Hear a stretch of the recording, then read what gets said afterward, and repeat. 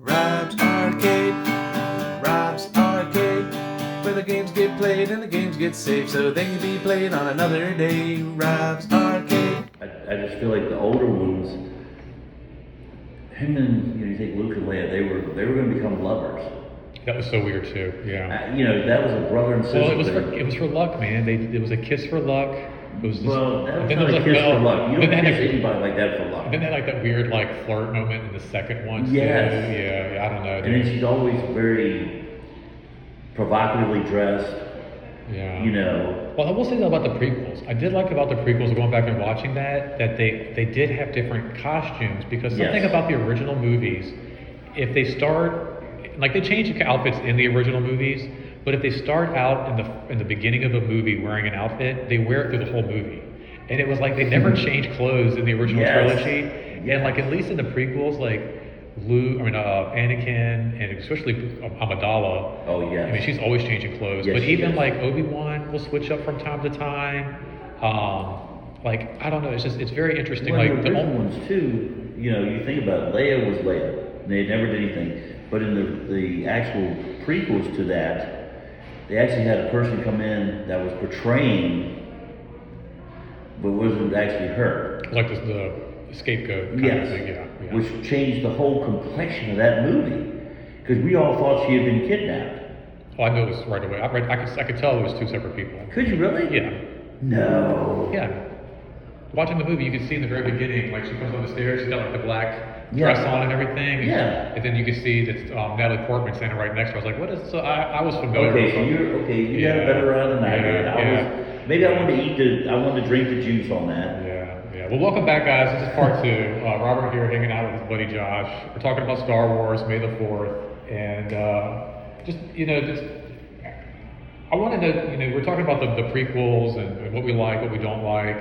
And again, I love the holiday special, the 1979. I've never seen that. It's a horrible watch. Check it out. But I love it all, man. I think all Star Wars is worth watching. But I wasn't always a huge Star Wars fan myself. Really? I was kind of turned off by it for a while. But before I jump into my story, I'd like to kind of hear, because we grew up with it, right? I mean, Yeah, that's kind of how yeah. you got into it. It was out when you were growing up. Well, I know myself, I was young. I always wanted to go, and that's why I like the prequels as well, because I actually got to enjoy it as going in the line.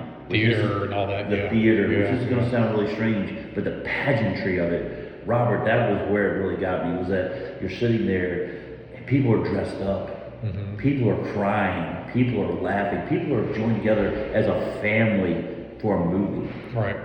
And I think that's where I wish I had been able to go to the original ones when they first came out to see how that was. I think I only saw the third one, or Did you like really? maybe Return of the Jedi. Okay. But that was like drive-in.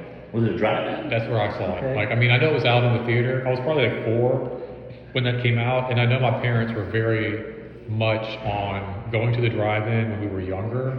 So I would almost guarantee, and I love the Ewoks, so I would almost I do too. imagine having seen that one in the theater, but being the only one that I saw in the theater, because the other two, unless they were doing like re-releases, Yes. because the drive-in would do that from time to time, Yes. do releases. So there's a chance I probably could have seen the first two, but I think it was really only Return that I saw that I can remember, and really being excited about that movie a lot. But yeah, it was just out and just a thing when we were growing up. The toys were out. The toys were out. Well, I know myself. I got into collecting the toys, Mm-hmm. and then I got into collecting Darth Maul. Guys, I'm a homer for Darth Maul. I think He's got he's a great new show, dude. original Awesome new show. bad butt. Like I thought he was just the way he held his sword, the fact that he could he should have never lost the way he did. Dude, I was watching it the other day, yesterday, and I noticed for the first time. He's got an ear pierced just like you did. Yeah, and I was like, what the crap? And then I actually went and found there's an interview. What happened was he got his ear pierced as they were making the movie, so he couldn't take it out. And George was like, it looks good, let's keep it. And I was watching it last night, and it was when he gets cut in half, and I was like, wait, is his ear pierced? And then I was like, wait, I was like, that's so cool. And then I was like, wait, is it the same ear? Yes. Is it the same place? It is the same. I have the same piercing as Maul. But no, his new show is awesome. Such a cool, he's one of those characters too. It's like, how do you live up to Vader, man, because Vader was so iconic, and I feel like Maul really delivers on that, like that look and that. Well, You know, I think when they made all the other, Sith, they were so old and they were so like the. oh, he's a young guy. He was a young guy. The horns, the red and black. He looked the part of being a bad guy. Yeah. Like when the other Sith came out, they were older. You're like, okay, I get it. They've had the Force for longer than anybody else has, so they know how to use it. Mm-hmm. But with him, it looked like he actually was able to actually fight and be a foot soldier for them. Yeah. Well, that was one of the things that you kind of picking apart the prequels again, watching Phantom Menace, because there's a fan film that really shows how awesome Maul is. But when you get to the Phantom Menace, it really doesn't.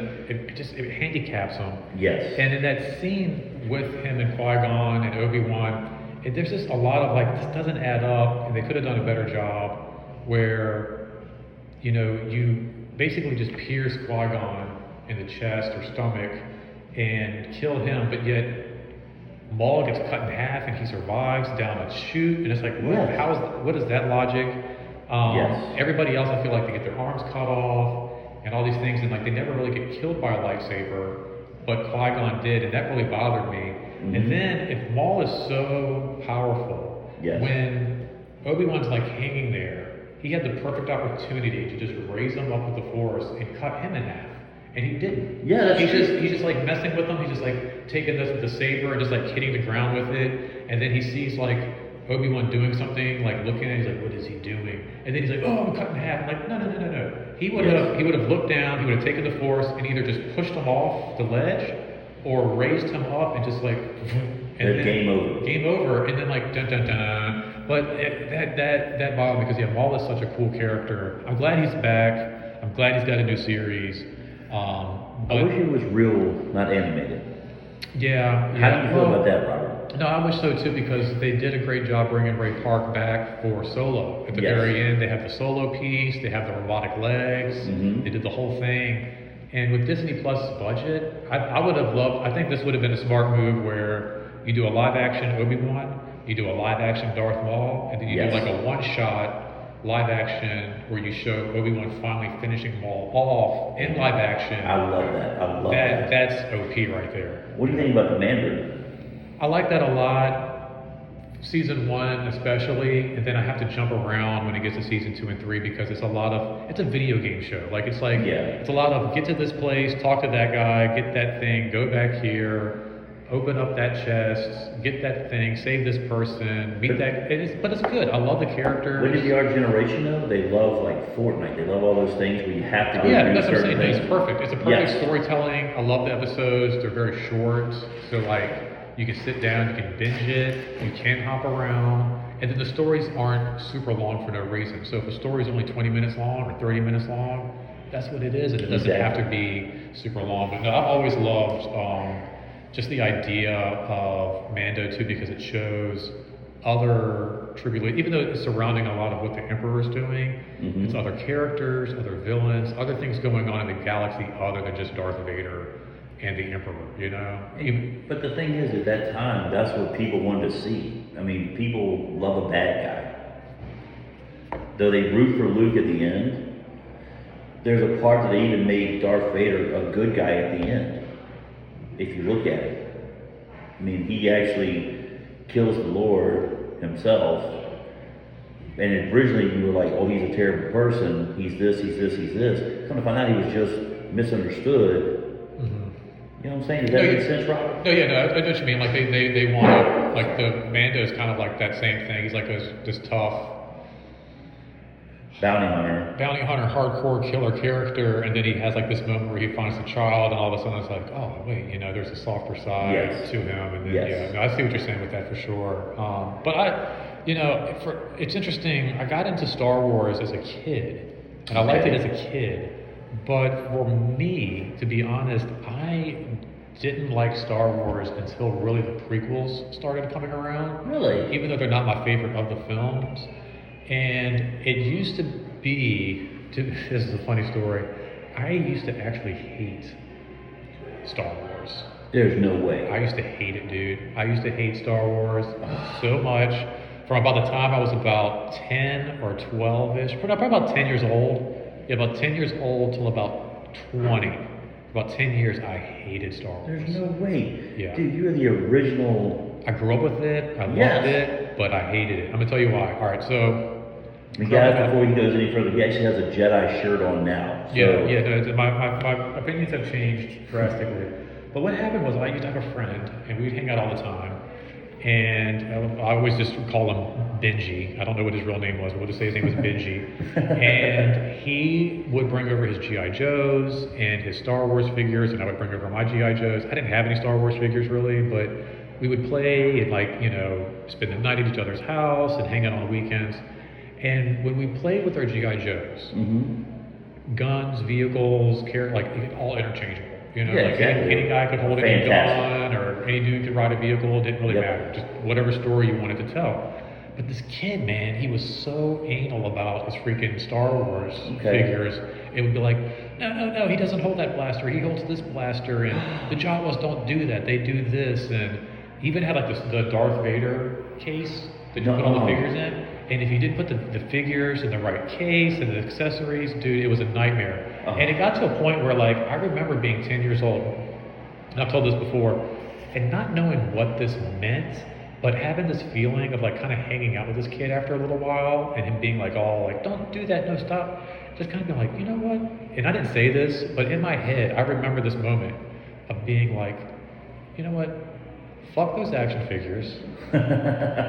Fuck Benji. Fuck Star Wars. I don't give a shit. Like, whatever. Like, and I hated it. Yes. And from that moment on, like, I like the Ewoks, but other than that, man, I was like, this stuff is so, I don't care. Whatever. I never watched the movies really ever. Like, I didn't care. They did the re-releases. I didn't care. And then they started doing the prequels, and they were talking about it in the theater, and there was like all this hubbub, and I was a huge movie fan, just in general. You know? Me too. Just Love the movies. movie guy. And so that aspect, I was like, oh, cool, we got some more Star Wars coming out. This will be fun.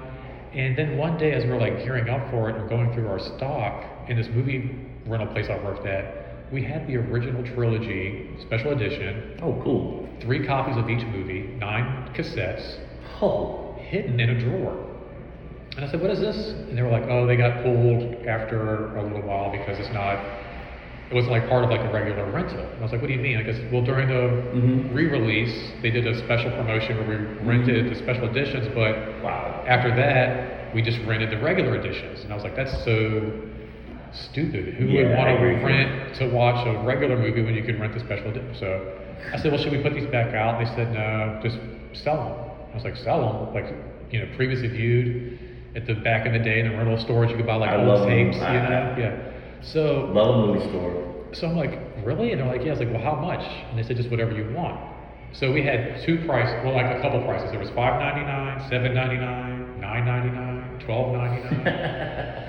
We had like ones that would have no sleeve, and we do like $3.99 or something. Okay. So I'm like, well, how much do I charge for great condition, special edition Star Wars? I'm like, $7.99 sounds like a good price. So back then it was buy 2, get 1 free. So I bought 2, I got the third, I bought all 3 for $14, and or 16 with tax, whatever, and I got home and I started watching them. And I went, oh my God. I missed out. These are amazing. Yes. These are super fun, what a cool idea, these are great. Then, it was like right after that I got into it again, and then they came out with the widescreen VHS. Ooh. So my mom bought me that for Christmas, and I remember watching Empire Strikes Back with my mom Christmas morning. Oh my God. And there was that scene where Han Solo puts his hand over C-3PO's mouth to keep him from talking in the hangar, and that was cut out of the movie I saw because it was all screen. It wasn't the full screen. Oh really? Okay, that's awesome. So I'd watched this movie like a half a dozen times or more. Never seen. And I never saw that part, and then all of a sudden I'm seeing the full movie. And I'm like, oh my God, I'm getting goosebumps. I'm getting my goosebumps right now, guys. And I'm like, oh my God, this is amazing. I'm watching Star Wars again for the first time. And so then that started this thing where I had Star Wars on VHS, special edition, widescreen, DVD, special edition DVD, standard DVD, Blu-ray. I've owned that movie more times, more ways, more formats. Wow. Than it was just insane. But I used to hate Star Wars with a passion, and now Love it. I love it. Like I said, even the prequels, they're not my favorite thing. They're not what I would put on if I'm going to watch Star Wars. But I don't omit them. I don't leave them out. And in fact, when I go home tonight, I'm going to watch the original cut of the original Star Wars, and then I'm going to watch the holiday special, because if you do the math, the holiday special takes place in between Star Wars and Empire Strikes Back. So if you're going to be a true fan, if you're going to do it right, do it right, people. Way. Yes, sir. I agree 100%. So, but no, yeah, I mean, and since then I've seen all three. I've seen all the prequels in the theater. I saw all of the new movies in the theater. I plan on seeing not Rogue One. Grogu. Yeah, I saw that in the theater, but I plan on seeing Grogu and the Mandalorian movie also in the theater. So, like, I haven't missed out on anything since the prequels, but I got a whole box of comics that are just Star Wars comics. Just You a need whole to bring those box. in so people can see pictures of those too, Robert. That way, when you have a chance to actually show them those, so they can see what you have and see kind of how your collection grows. I mean, for myself, I was the same way you were. I played with G.I. Joes, He-Man, and G.I. Joes were great because, like you said, they were interchangeable with every one of their, toys. Right. And helmets and vehicles and all that stuff. Yeah. And my best friend actually had Star Wars figurines, and he let me play with those. And the first character he ever gave me was Luke. So I used to think I was Luke Skywalker. Now, I thought he was really badass because he could do all these things. Wait, were you the guy that I used to hate growing up? Yes. Were you the same kid that just stayed at my house? Yeah. Were you him? I never was Were you that guy? I was just thinking about that, like, oh my gosh, because no, me and Josh talk about all the time, like how much alike we are, and growing up, and I was like, oh my god, that'd be so funny if Josh if you were Benji. But no, I was not a huge Star Wars fan. But when I got older, I started collecting the cups from Taco Bell and everything else. Or was it Taco Bell or was it Burger King? Maybe it was Burger King, where they had the cups with, Anakin on it. Yeah, I think Burger King had the run with Jar Jar Binks. Yeah. And I started collecting all those, and that's when it just exploded for me to get into the movies and everything else. I actually have every one of them on Blu-ray, and I watch them. I'm gonna go back and watch them again. Yeah. Because now I've gotten my. Well, I mean, I think that's the thing. It's one of those things where, like, you watch it, you can keep watching it. Yes. Even the bad stuff is fun to watch. I get amazed too. Like, even the fans will go and pick stuff apart that the show's on Disney Plus, and I go and I watch it, and I'm like, the Alkalite, I loved it. I mean, people picked that apart. I loved it.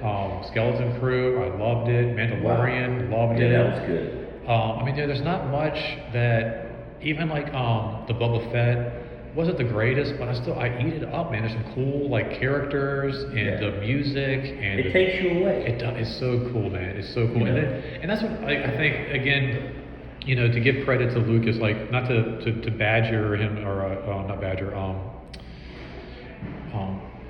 what is it?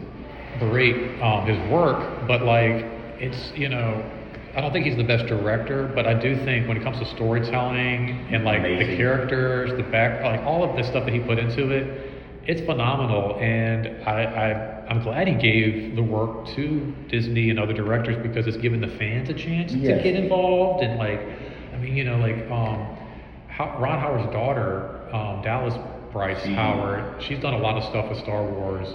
She's directed a bunch of stuff for Mandalorian. And that comes from her childhood. She remembers.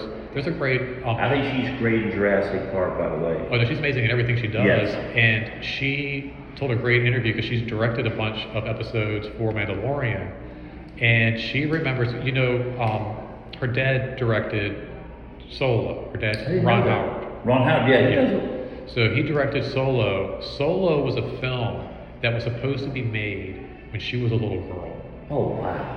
Ron Howard and Lucas used to talk about this film being made years ago, but they would butt heads because Lucas was kind of weird about his stories and what he wanted to do. Wow. So when Disney finally got a hold of it, Ron Howard went back to Disney and he was able to make the movie he wanted to make. But Dallas remembers going to the ranch and having conversations with, or listening to conversations between her dad and Lucas about Star Wars. Oh wow! And so, like I said, like it's just a cool thing that now, you know, the fans that grew up with it get to make these movies, and then we get to kick back and just watch all this stuff and just, you know, and enjoy it. Yeah, and we'd love their feedback on it, what they think. Maybe, you know, if they don't agree with our view. Yeah, leave some comments, guys. Yeah, please do. And make sure, like I said, you hang out for a few more minutes. I'm going to throw some video together for you guys to listen or look at what you were listening to as far as the covers go. But yeah, man, throw some likes, throw some shares, throw some comments down.